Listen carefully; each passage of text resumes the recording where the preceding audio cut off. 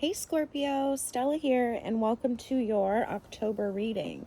This reading is for Scorpio, Sun, Moon, Rising for the month of October.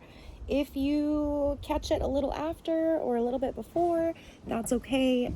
This reading is specifically made with the intention for you, person watching this right now. All of my readings are done with the intent to provide you with the messages, guidance, and insight that you most need in order to make the choices most aligned with your highest good. What does that mean? Your highest good is your highest timeline, the actions and sort of trajectory that if you take it, it is most beneficial for you and for the whole as well. So that is what is always guiding all of my readings. I think that's it. If you're new here, welcome. If you're returning, thank you guys so much for staying subscribed. I'm excited to be able to have more time to be able to put out more content. I have a really in-depth zodiac wheel reading that I just posted. It gives you a glimpse of what a personal reading with me would be like. We go really into depth into the various areas. I do offer a natal chart reading on my website as well. So I also wanted to mention I am doing energetic healing. So I'm doing a beta run where I will be offering a free session to a limited number of people in exchange. It's not a requirement, but in exchange for the reading, the healing session, I would ask that you provide your detailed feedback. So if that is of interest to you, the focus is on nervous system healing, uncovering what are the patterns, what are the beliefs, what are the energetic blockages that are stopping you from moving forward. There's techniques, and with the help, of my insight as well, I'm able to sort of see and hone in on that. And then together, depending on, which direction you want to go in, we can start to ask some questions to discover and loosen up and change those beliefs. So I'm so excited to be able to offer this. If that sounds like something of interest to you, please send me an email. I will put my email down below, and just let me know that you want to participate in the free reading, and we'll go from there. Okay, so without further ado, let's get into the reading. All right, so I can tell you I already had a flyer out, and I did do, what was my vision for Scorpio? Seeing a lot of explosive change in your life. I'm seeing a lot of things coming to the surface that you've maybe known about for a long time but haven't been able to address. And so it's kind of like everything, we're coming into your season, right? And it's kind of like everything is bubbling to the surface, begging to be addressed. We also have 2 eclipses coming up, one in mid-October and one in April next year. And those are going to be really transformative. It's bringing in higher energies. It's bringing in change energy. So things in our lives that are stagnant are going to start to change. All right, so up above we have the Knight of Rods, we have the 4 of Wands, and we have the Hermit. Knight of Rods is about movement forward towards your values, towards your ideals. We see the dragon up here.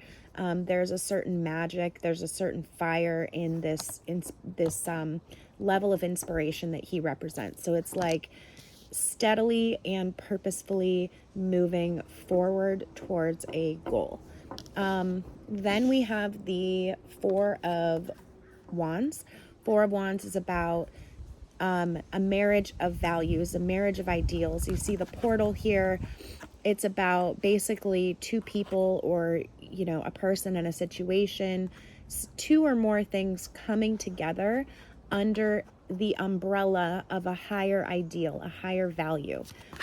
So coming together, like pacts, promises, contracts, are all represented by this 4 of Wands. And again, we have Wands and Wands. We also have a Wand in the Hermit. So there's a real energy of values and beliefs These are things that you believe in. This reading is about things that you really believe in with your heart, and you're inspired. And then we have the Hermit, which is about coming out of a period of introspection, a period of quiet and solitude, to bring forth that wisdom that was gained from within and use it to light your path going forward.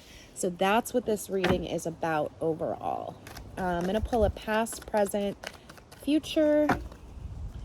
We'll do above, below, what's on the mind, and then we'll do probably, we'll see. We'll probably do a guidance as well. All right, Scorpio.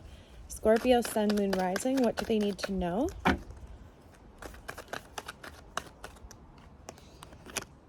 Six of Wands. Celebration, victory, being recognized for a job well done, being recognized for putting in the hard work.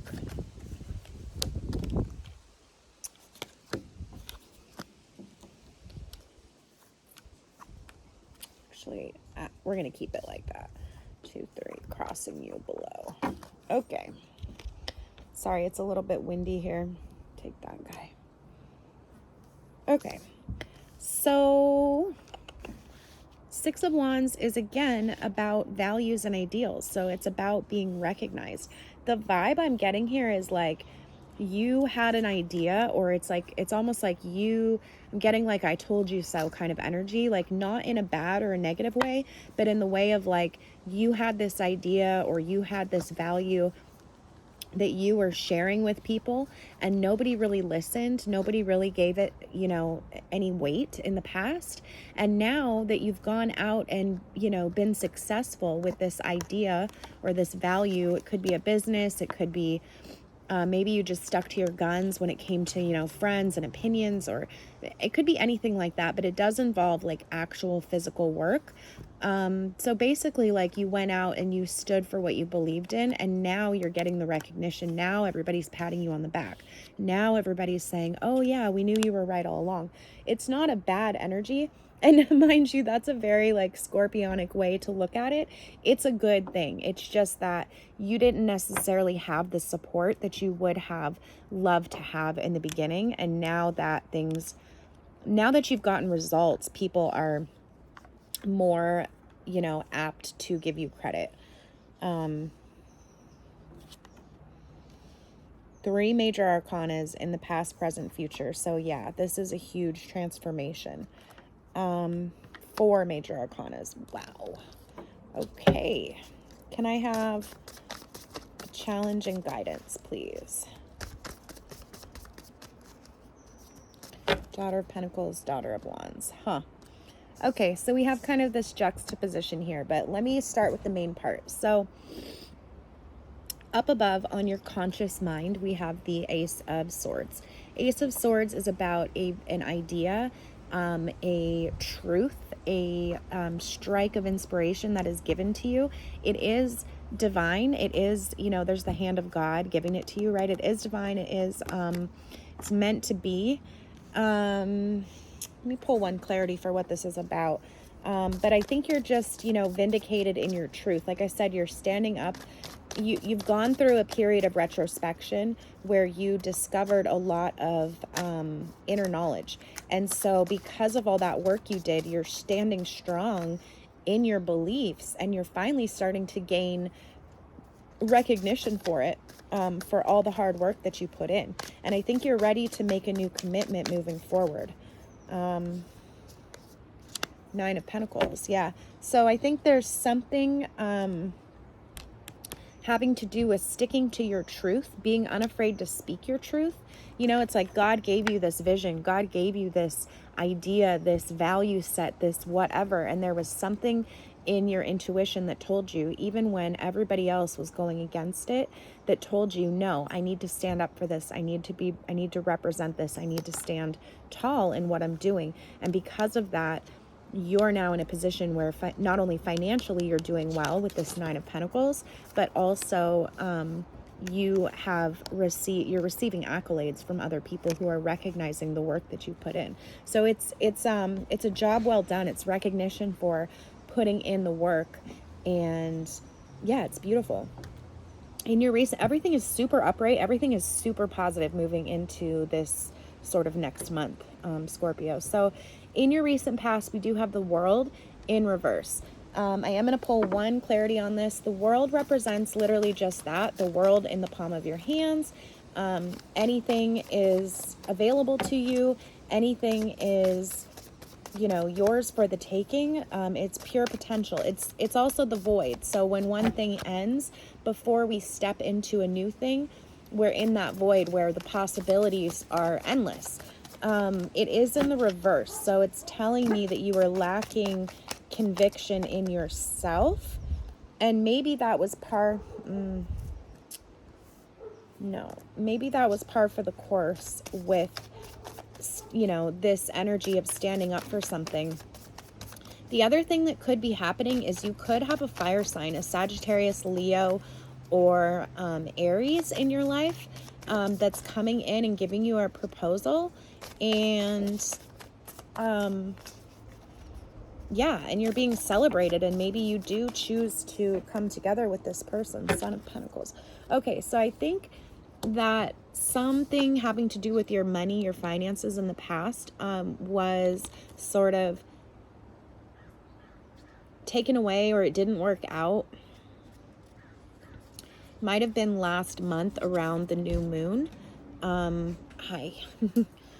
Why is it always that the cats come to the readings? Have you ever noticed that? It's so funny. Okay, I love you, but you can't sit on my cards, okay? All right. So I think something didn't work out with your finances because it is in the reverse. Pentacles, Son of Pentacles is all about going out, making money, making moves, putting in the effort. So I think that you put in effort to something that didn't work out. You were wondering, how am I going to move forward? How am I going to make this situation work when what I was pursuing didn't work out in the past? And the answer to that is the Chariot here in the present. So we have you deciding to move forward. You're taking the good with the bad. You're taking the reins, so to speak, and you're moving forward regardless of what your past looks like. So you're deciding to take that journey where you move, where what you want becomes more important than what you've lost in the past. And that's the first step towards moving forward. Yeah, so you're leaving behind something that was emotionally draining and something that was not good for you emotionally. Something was dead and over. Seven of Coins. And unfortunately, you did work really hard for that thing, whatever it was. And then we also have the moon, which is crossing you, which is your challenge. So the moon, we're coming up on the full moon like in a couple days. Full moon is about letting go of the past. So this is your perfect opportunity to let go of this old situation. It's actually your challenge. So universe is telling you, like, yeah, I know that these cups held, a lot of emotion for you. You had a lot invested in it. You worked really hard. You put in the hard work, and you wanted to be able to look back over everything you've done and feel that sense of accomplishment over what you had done, but it didn't work out because it's in the reverse. This is all in your recent past. So the test here is, are you going to be able to pick yourself up and move forward despite something not working out? Like, yes, it didn't work out. Yes, it's not fair, but are you going to allow that to dampen your faith, right? In moving forward. And that's what this moon is representing.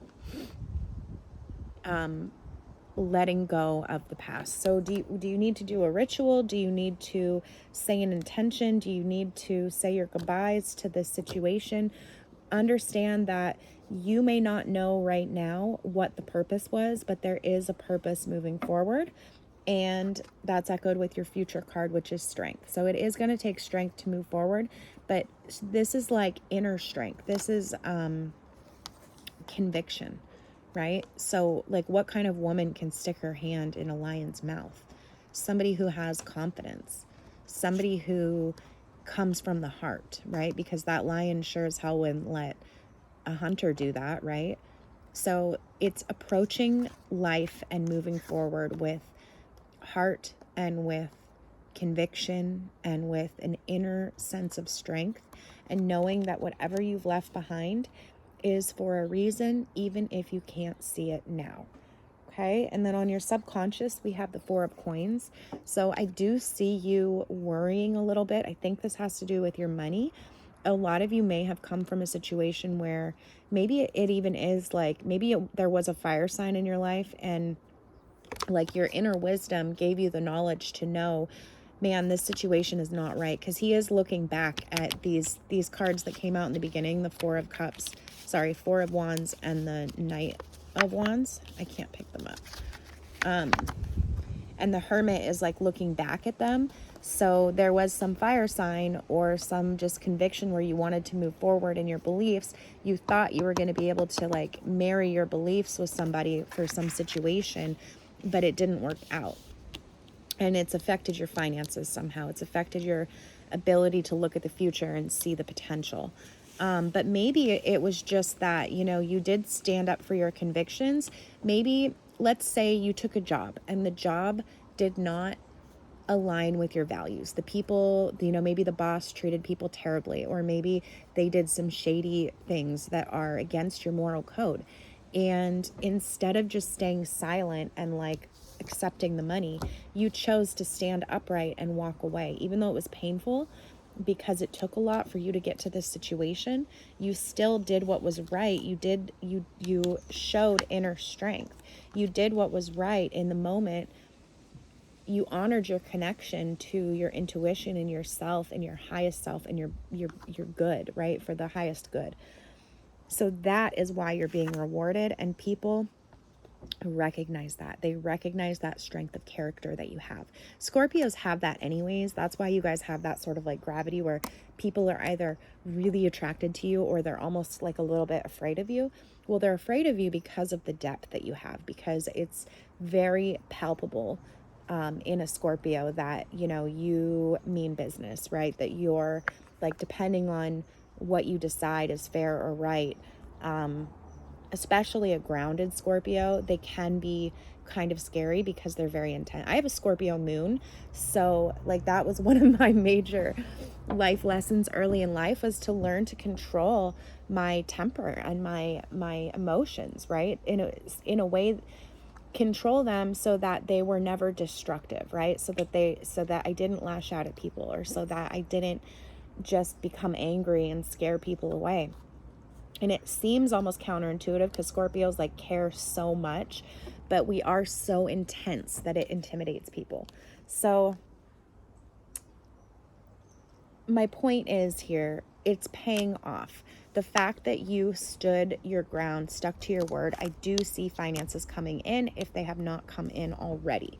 And then on your subconscious, this is the only little bit of like stale or negative energy. We have this Four of Coins. Four of Coins is about wanting to hold on to what you have very tightly, right? So it's like a closed system where he's holding on to these coins, and in order to reach out his hand and pick up another coin, he's going to have to drop one of these, right?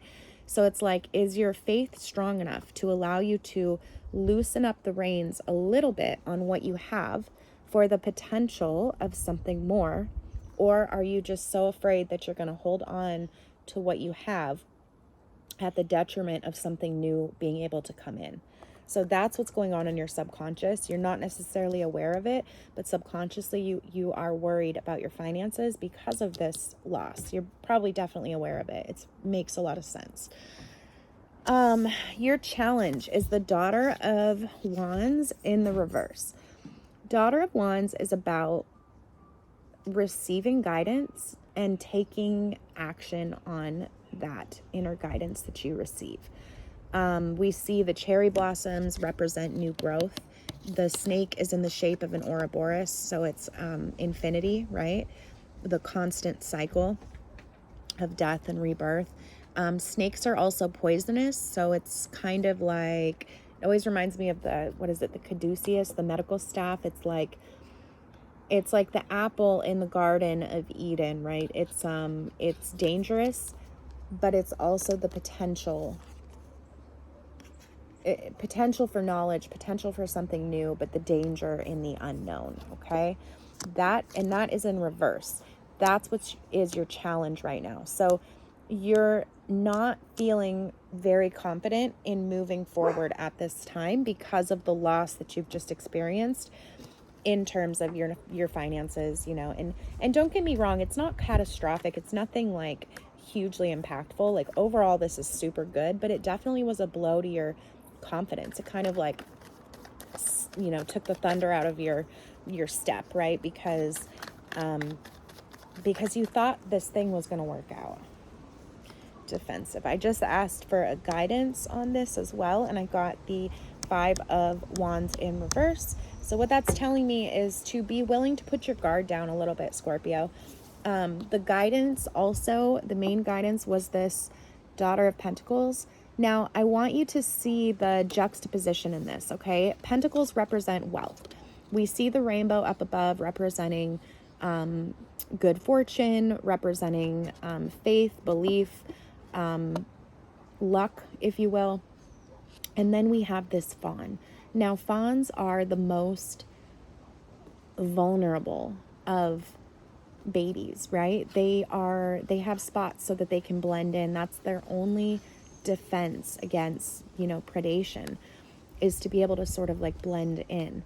And yet it's almost like the strength card. What I'm getting from this is the strength in vulnerability, the strength in being able to show your colors, show your emotions, and not hide them, and be willing to reach for that next opportunity in a humble and vulnerable way. So the temptation with this sort of situation, when something doesn't work out, the temptation is to armor ourselves, right? And to sort of like put on our armor so that next time we go into a situation, that won't happen again. But the real magic, the real wealth, the real abundance comes from being willing to put yourself out there despite knowing the risk. What is the saying? Courage is not the absence of fear. It's feeling the fear and doing it anyways, because you know the beauty in being vulnerable, you know, like the connections that you're going to make, and the potential of putting yourself out there and really going after what you believe is so much more valuable than showing up as a false self or a armored or, you know, sheltered self. Okay. I'm going to pull an animal guidance for the month moving forward. But overall, everything is upright. I see you moving forward into a prosperous future.